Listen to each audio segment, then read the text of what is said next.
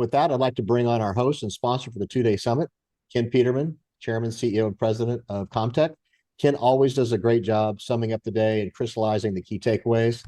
Ken, thanks again for being our title sponsor. And with that, I'd really love to hear what you think of the conversations that you were able to tune in today and the ones you heard. Well, thank you, David. I'll tell you, I enjoyed the day. I thought they started off on just the right note with someone we all respect and admire, the former secretary, the Honorable Ellen Lord. I think Ellen was artful in articulating the challenges we face, being a democracy, and having a budgeting process and an acquisition process that can be quite, deliberate, and how we need to unleash the innovation potential of our economy in order to compete with countries like China, where their blended economy of military and their blended economy and military are essentially one and the same. Ellen spoke with Congressman Ken Calvert and his National Security Advisor, Bryn Wollicott, about a wide variety of issues as well as potential solutions, which is really key because I think we always need to stay focused on what is working and what we can do now to solve our most challenging problems, not just talk about it. Next, we had Comtech's own Daniel Gizinski hosting a conversation about commercial space assets. This conversation touched on how we're investing in them, protecting them, always bearing in mind their strategic importance. These, among many other important issues.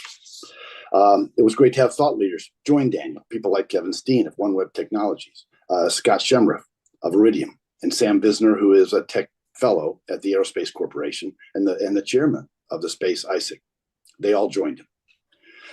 I always think it's important to have people with both technical and leadership experience like these talk about both the high-level implications and also some of the technical challenges we face. We then remain focused on the space theme with Major General Heather Pringle, who leads the Space Foundation, being joined by the head of AI and software at Carnegie Mellon, Paul Nielsen, and Stephen Kittay, who helped lead Microsoft's Azure program. While this is a really broad national security summit, I love it when we look at the future, especially when we focus on cutting-edge disruptive technologies like AI. I really think it's important for us to understand that to get the most out of our investments and work in space, we have to leverage technology as much as possible. Payloads and personnel are simply far too precious. Humans are going to need as much help as possible from technology if we want to work in space, reap its benefits, and eventually live in space. This has always been one of the challenges that space presents, and it causes us to really hone our skills and focus on what matters, as space propels us in so many exciting new directions.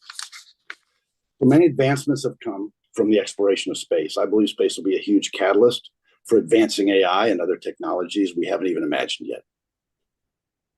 I also thought it was interesting to have former FBI profiler Jana Monroe, who's known for being the inspiration for Clarice in Silence of the Lambs.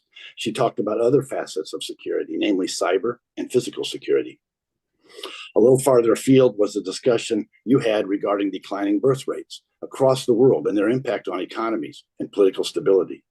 I'm not sure how many people know this is a potential problem or have given thought to what the implications may be. I do think it's something leaders should be fully aware of, especially those responsible for long-term strategic thinking in national security.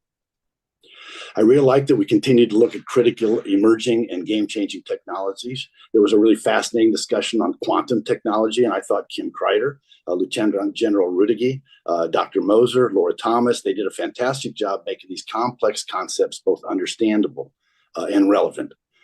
Quantum is something that's going to change computing. It's going to change AI and many other aspects of our lives in really profound ways. So I'd encourage anyone who missed this to find it on AFS's YouTube channel. Give it some time.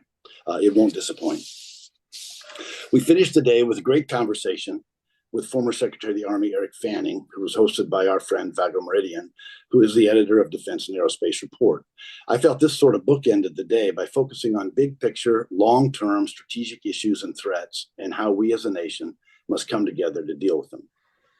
So all in all, I think it was a great mix of highly relevant topics, thought-provoking content. We had well-known thought leaders, people with relevant experience and deep domain expertise. David, as you usually do. I'm really glad this content will be available on your America's Future Series YouTube channel. It'll give viewers an opportunity to review these important discussions, perhaps even watch them more than once, and see the ones they may have missed, and share them with colleagues. So again, thanks for a truly fantastic day one. We'll see you back here tomorrow on day two. Fantastic, Ken. Really appreciate it. Have a great evening.